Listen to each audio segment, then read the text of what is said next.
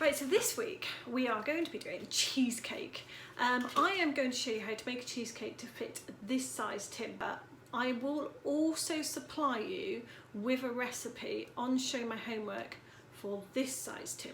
Okay, so you see they're quite different. So this is like a nice big full-size family barbecue sort of cheesecake tin. Sorry, we often have cheesecake for barbecues, but this is the one we're doing in school. All right. So it's a bit of fun to do. But everybody loves a cheesecake. You can add in and change what you like, and you're going to see me do that as well. As always, be creative with your cooking. Here we go.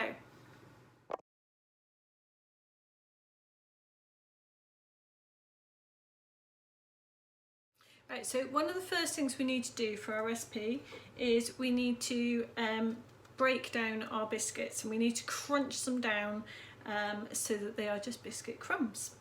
There are two ways of doing this. One way is to have them in a bowl, use the end of a rolling pin and try and squish them down and just keep mashing them down in that way. I prefer to put them into a bag, and you can do this with a carrier bag or a food bag. Just needs to be a tough enough bag that the bag's not going to split while you're doing them. Place them into the bag. Don't do it all the way up because you want air to be able to escape out of the bag, yeah? And then all you got to do is smash them up. There you go. And those are perfect to use now for my base. So making biscuit crumb base. A nice easy one. Just heat up a pan on quite a low heat. And you are melting down the butter. And we want to melt butter right down until it is a liquid, and then we will add in our biscuit crumbs. What will happen essentially is the butter, when it sets, will cling those biscuit crumbs together to make our base. But yeah, a low heat, you don't want it too hot because you don't want to burn the butter, and we're just melting that down over the heat to then be able to add the breadcrumbs too. Okay, so you can see the butter has started to melt now, and you should be able to see that there are no lumps of butter left in there, so it's purely liquid. All right, and that's what we're after. Okay, it's not bubbling, it's not rapidly bubbling, although it's about to start to. And at this point I can now add in my biscuit crumbs. Okay, and we want these biscuit crumbs to soak up all of that butter. All right, make sure there's none that are left dry, so it is a real sort of case of mixing it round until it does look like they're all covered in the butter. You don't want any to look dry and light. You should be able to see there that they are changing colour as they go in. They get darker when they've soaked up the butter, so just make sure they all soak up that butter before we place them in our tin. Right, and while they're still warm, I'd like to get them into the tin so that they will all mould together in the bottom of my tin. So this is my tin here. I'm bring them across and place them in like so. Now make sure you turn off the hob. And you want to sort of work in from the centre, working out to the outside edge, pushing them down as firmly as you can.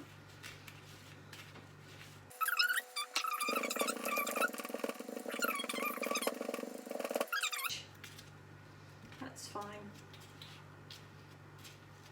Try and tuck that in as much as you can, all the way around.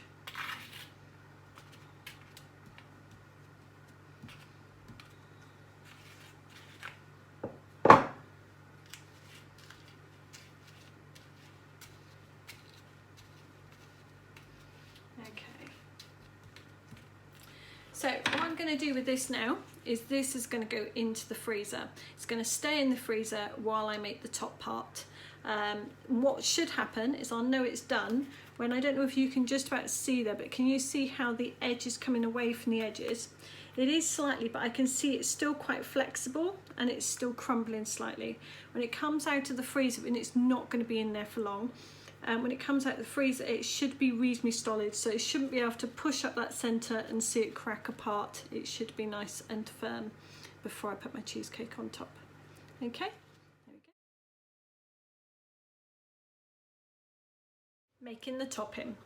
To make the topping, it is much easier to do it with an electric whisk. Okay, so this is probably the handiest tool to do this with. You could try it with a hand whisk, but you might not get quite enough of a whisking action to get the cream and the soft cheese to actually mix together. But as I say, it's always worth the challenge. Right, so first things first, we place in the soft cheese.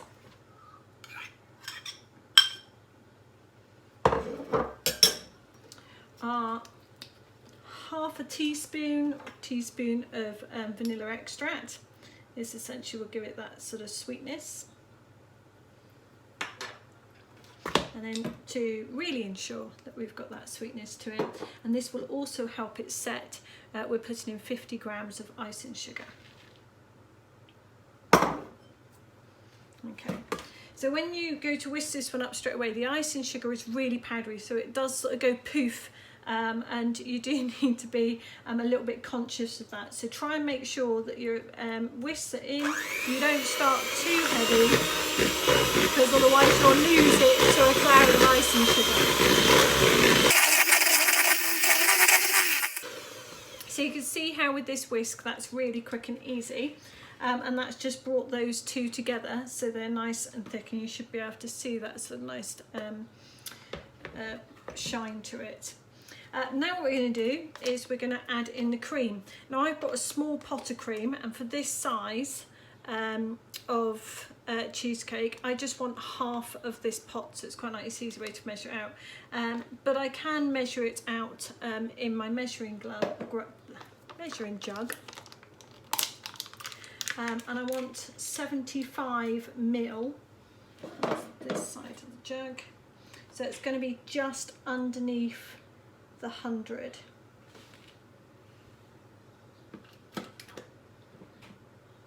Now when you mix this cream, you can see it's really runny now. When you mix double cream, you want to mix it until it thickens up, and it should get to quite a thick consistency, and that's what we should now see this mixture do, and it should start to thicken. So let's see how we do.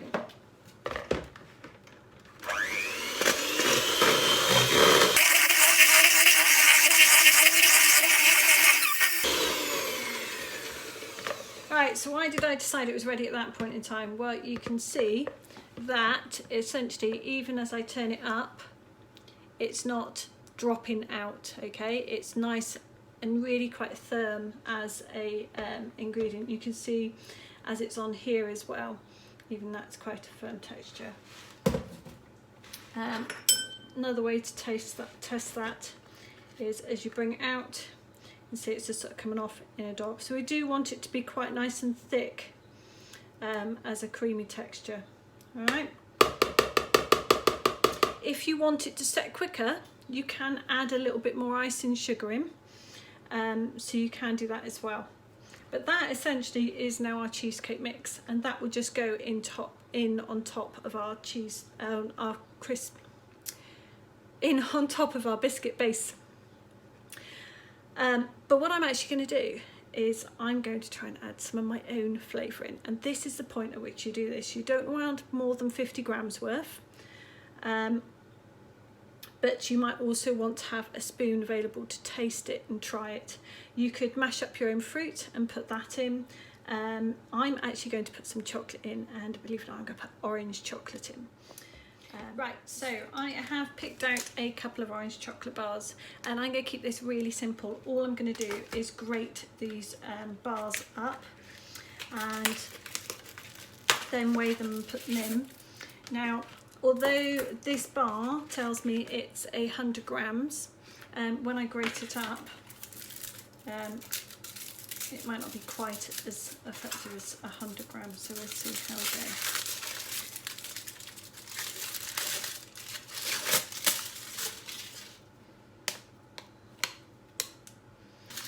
also got nice little bits of orange in it, this one, so that's why I'm using this one.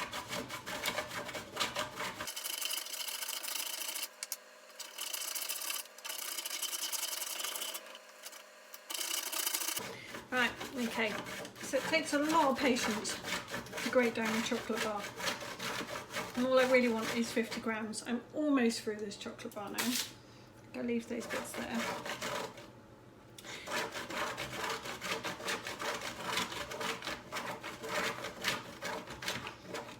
You can see what I mean, there's always a bit that you're left holding before you go through, but I'm going to weigh it. Right, okay, so I'm going to weigh it and see how close I am to my 50 grams. To be fair, I don't expect it has to be that strict. It's just adding flavour. So, actually, that is very, very close. So I'm just going to do a bit more of this bar. Now you might ask, why aren't you melting it, miss? Surely melting it, imagine it would be easier. It actually adds too much liquid and it melts down the rest of the topping that you've made. So that's why I'm not melting it, even though that would seem logical.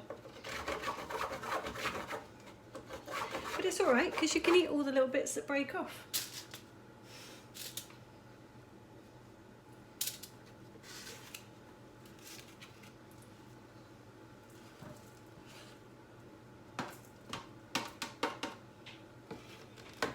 There we go.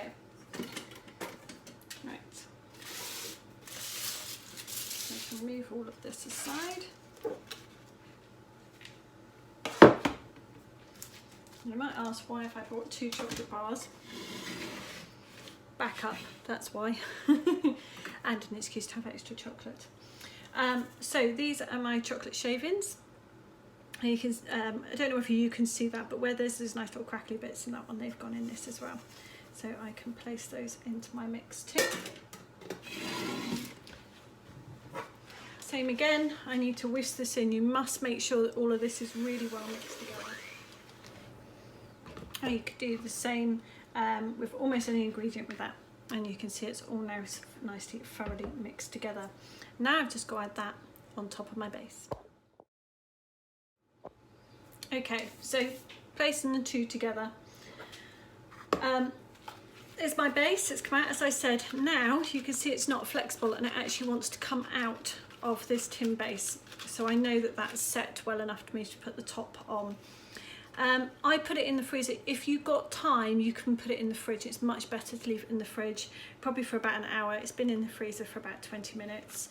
So that means it's just set that little bit quicker, but it's all about where you've got the space. Right, so my chocolate Philadelphia cheesecake topping just needs to go into the top here, and the top tip is to work from the inside out. Okay, so don't try and sort of put it in around the edges. Try and get it in to the center and work your way out.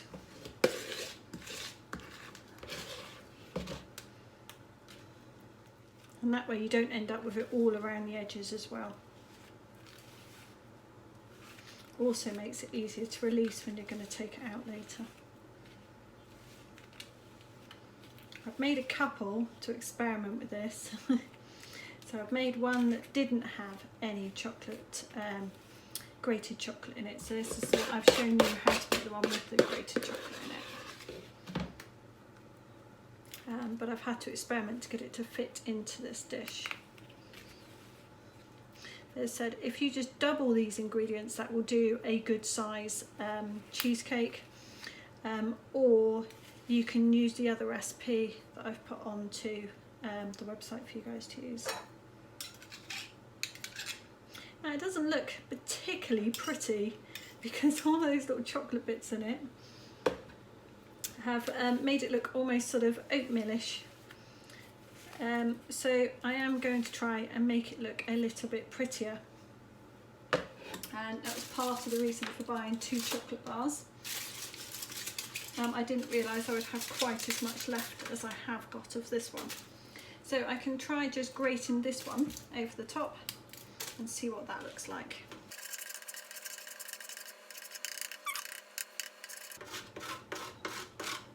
If you wanted to make a strawberry one, what looks really pretty is to chop up some strawberries, put those on top, but actually you want it to set first and then put the strawberries on top. So I'm now going to put this in the fridge and let it set. But there is your cheesecake. Right, okay, wish me luck. This is getting it out of the case. Now, there's two ways of doing this. You can try and just peel it up and take it out that way. Or I find the easier way is to cut it out. If you know the bottom is firm enough, you should be able to just cut the tin and peel it back. Now when you make this in school with these tins, we provide the tin, so it does make life a little bit easier. Okay, I can bring my hand underneath and bring it across onto the tray. Wow, look at that. It's not bad. I did have some other ideas. You could do this by crushing up Oreos and sticking Oreos in it. As I said, you could do strawberries, you could mash up some strawberries, but you don't want any more than 50 grams, as I said, 25 grams, especially if it's something that's got a lot of liquid in it. But yes, we're going to enjoy this one.